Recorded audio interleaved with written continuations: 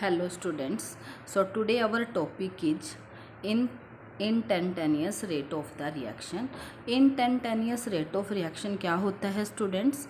When change in concentration of any of the reactant of product at a particular instant of the time. Okay, so किसी particular instant के लिए अगर हम rate of reaction measure करते हैं, so that rate of reaction is known as the instantaneous rate of the reaction. For example, if we want to draw a graph between concentration and time. Okay, so what will happen student? For reactant you know very well concentration will goes to decrease according to time के according concentration decrease होगी.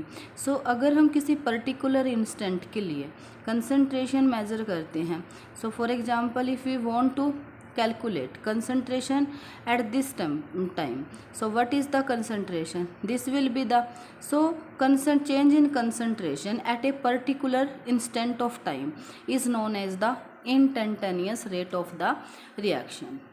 I hope it is clear to you. Now students, what is the average rate of the reaction? Average rate of reaction क्या होती है? Change in concentration of any reactant or product for a interval of time. अगर हम किसी एक passage of time के लिए देखते हैं, interval of time के लिए change in concentration निकालते हैं, so that rate of reaction is known as the average rate of the reaction.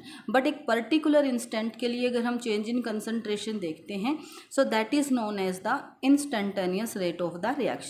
For example students, if you want to calculate rate of reaction for this particular time, so here time is the 20. Okay, time is 20 minutes. So for this time what is the concentration? Here concentration is the 0.04. so we can calculate the instantaneous rate for this.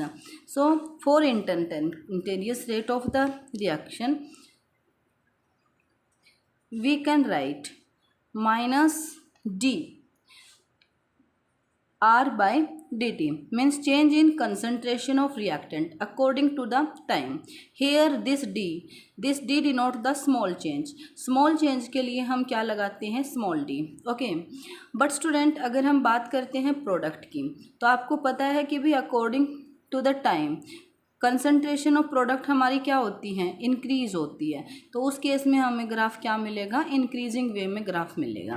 Okay, तो यहाँ भी अगर हमने किसी particular instant पे concentration को निकालना है, चेंज इन कंसंट्रेशन को निकालना है, so that is known as the instantaneous rate of the reaction. But अगर हम एक इंटरवल ऑफ द टाइम के लिए चेंज इन कंसंट्रेशन निकालते हैं, so that is known as the average rate of the reaction. And average rate of reaction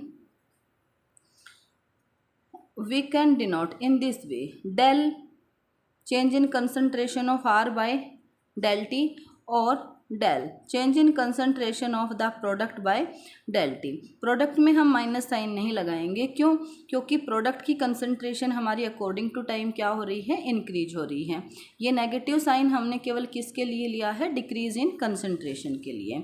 तो यहाँ पर अगर हम मान लो कि हमारा टाइम T1 क्या है? 5 मिनट, एंड टाइम T2 क्या है हमारा? 15 minutes.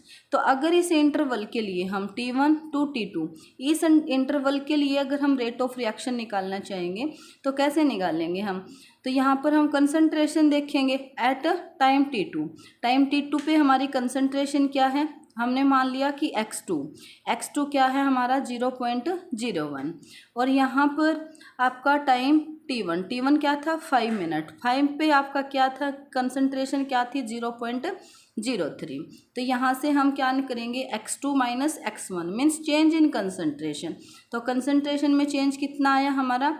x2 minus x1. x2 क्या था? 0.01 माइनस x1 क्या था आपका? 0.03 by change in time. So time is 15 minus 5.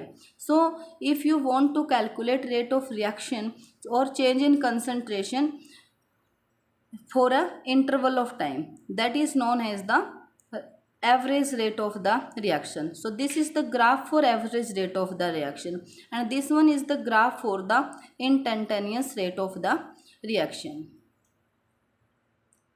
Students, now we will discuss about the factors which affect the rate of reaction, कि भाई कौन कौन से फैक्टर रेट ऑफ रिएक्शन को इफेक्ट करते हैं। Our first factor is the nature of the reactant. Students, किसी भी रिएक्शन का रेट रिएक्टेंट के नेचर पर डिपेंड करता है।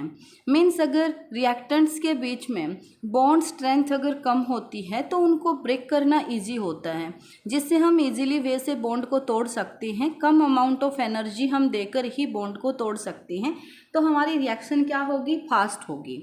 बट अगर रिएक्टेंट्स के बीच बॉन्ड स्ट्रॉन्ग हैं, अगर बॉन्ड स्ट्रॉन्ग होंगे तो उनको तोड़ना मुश्किल होगा, डिफ़िकल्ट होगा, जिससे रेट ऑफ रिएक्शन क्या होगा, स्लो होगा।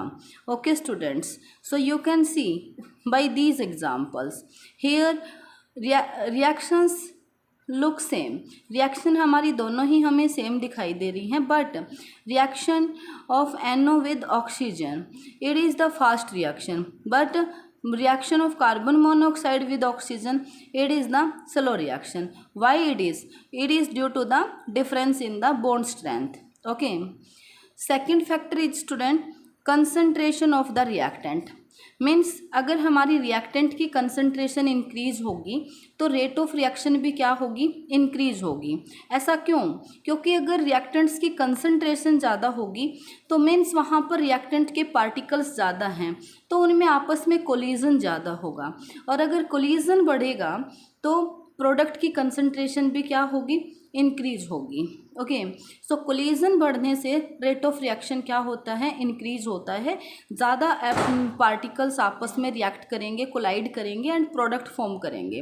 सो स्टूडेंट, अगर हम कंसंट्रेशन इंक्रीज करते हैं तो रेट ऑफ रिएक्शन क्या होता है, इंक्रीज होता है। Next one factor is the temperature. Temperature को भी अगर हम इंक्रीज करते हैं तो रेट ऑफ रिएक्शन क्या होता है, इंक्रीज होता है। ऐसा क्यों स्टूडेंट? क्योंकि टेम्परेचर बढ़ाने से काइनेटिक एनर्जी बढ़ती है। अगर काइनेटिक एनर्जी बढ़ेगी तो पार्टिकल्स का मोमेंट बढ़ेगा। काइनेटिक एनर्जी क्या होती है, energy possessed by an object due to its motion. Means जब हम पार्टिकल्स की काइनेटिक एनर्जी बढ़ रही है तो मीन्स उनका मोशन, उनका मूवमेंट बढ़ रहा है। अगर उनका मूवमेंट बढ़ रहा है तो कोलिजन बढ़ेगा फर्दर, और फिर प्रोडक्ट की फॉर्मेशन क्या होगी, लार्ज एक्सटेंट पे होगी। मीन्स रेट ऑफ रिएक्शन भी क्या होगा, इंक्रीज होगा। और अगर हम रेट ऑफ रिएक्शन हमारा डबल हो जाता है, कब? अगर टेम्परेचर को 10 डिग्री सेल्सियस तक इंक्रीज करते हैं। ये हम अर्हेनियस इक्वेशन में भी आगे पढ़ेंगे। अर्हेनियस ने एक थ्योरी दी थी हमें, तो अर्हेनियस में भी हम आगे इस फैक्टर को पढ़ेंगे कि अगर टेम्परेचर को हम 10 डिग्री सेल्सियस तक इंक्रीज करते हैं तो रेट ऑफ रिएक्शन क्या हो जाता है, डबल हो जाता है। Students, our next factor is the presence of the catalyst, कि कैटालिस्ट का क्या इफेक्ट पड़ता है। कैटालिस्ट क्या करता है, ये एक्टिवेशन एनर्जी को कम कर देता है। It decreases the activation energy. Okay students, a catalyst generally increase the rate of reaction, and in equilibrium reaction catalyst help to attain equilibrium reaction. Catalyst क्या होते हैं? कैटलिस्ट वो सब्सटेंस होते हैं जो रिएक्शन में कंज्यूम ना होकर केवल रेट ऑफ रिएक्शन को इंक्रीज करते हैं। मीन्स दो substance which increase the rate of the reaction, which alter the rate of reaction without consuming itself. Okay, जो रिएक्शन में कंज्यूम नहीं होते बट रेट ऑफ रिएक्शन को अफेक्ट करते हैं, इंक्रीज करते हैं, अल्टर करते हैं। ऐसा क्यों करते हैं? क्योंकि वो उस पाथ को कम कर देते हैं। तो ये हम अर्हेनियस इक्वेशन में भी पढ़ेंगे, और साथ में हम कैटालिस्ट का एक अलग से टॉपिक भी पढ़ेंगे कि यहाँ पर कैटालिस्ट क्या करता है, ये एक्टिवेशन एनर्जी को कम कर देता है, रिएक्शन के पाथ को कम कर देता है, जिससे हमारा रेट ऑफ रिएक्शन क्या हो जाता है, इंक्रीज हो जाता है।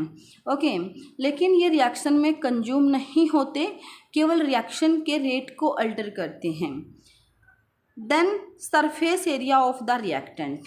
स्टूडेंट्स, अगर सरफेस एरिया बढ़ेगा तो रेट ऑफ रिएक्शन भी क्या होगा, बढ़ेगा। ऐसा क्यों? क्योंकि अगर सरफेस एरिया बढ़ेगा तो सरफेस पे पार्टिकल्स इंक्रीज होंगे, मॉलिक्यूल की जो कंसंट्रेशन है वो सरफेस पर इंक्रीज होगी। ओके, फॉर एग्जांपल स्टूडेंट, अगर हम क्लॉथ को ड्राई करते हैं और अगर हम उसको स्प्रेड करके फैला करके करेंगे तो वो इजीली ड्राई अप हो जाता है। बट अगर हम सेम क्लॉथ को स्प्रेड ना करके हम डायरेक्टली उसको ऐसे ही सूखने के लिए रख देते हैं तो वो इजीली ड्राई अप नहीं होता। ऐसा क्यों? क्योंकि जब हमने उसको बांध के रखा है तो उस टाइम पे उसका सरफेस एरिया कम है। ऐसे ही अगर हम गिलास में पानी लेंगे और सेम पानी को अगर हम फ्रश पर ऐसे उड़ेल देते हैं तो क्या होगा, फ्रश पर पानी डालने के बाद वो जल्दी से सूख जाता है, इवेपोरेट हो जाता है। क्यों? क्योंकि हमने सरफेस एरिया इंक्रीज कर दिया। सरफेस एरिया बढ़ता है तो जो सरफेस पर मॉलिक्यूल्स इंक्रीज होते हैं जिससे एक साथ में ज़्यादा मॉलिक्यूल्स रिएक्शन में पार्टिसिपेट कर सकते हैं और रेट ऑफ रिएक्शन क्या होता है, इंक्रीज होता है। सो स्टूडेंट्स, सरफेस एरिया बढ़ाने से भी रेट ऑफ रिएक्शन क्या होता है, इंक्रीज होता है। Presence of light, our last point is the presence of the light. कुछ रिएक्शंस होती हैं जिनको सनलाइट की ज़रूरत होती है जो विदाउट सनलाइट प्रोसीड नहीं होती।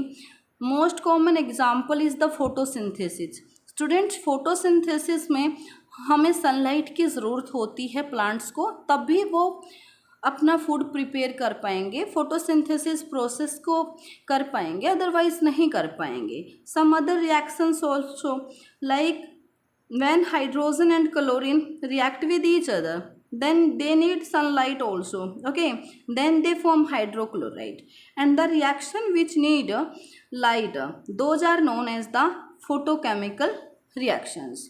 So students, these are the factors which affect the rate of the reaction. So today we have discussed about the instantaneous rate of the reaction, average rate of the reaction, and factor affecting the rate of the reaction. I hope these topics are clear to you students. Students, अगर आपको थोड़ा सा भी लगता है कि भी ये वीडियोस आपके लिए हेल्पफुल हैं, so please like share the videos. And अगर आपने चैनल को अभी तक सब्सक्राइब नहीं किया है तो please subscribe the channel, okay. Your one subscription is very important for me because it give motivation to me, okay students. So thank you, have a nice day.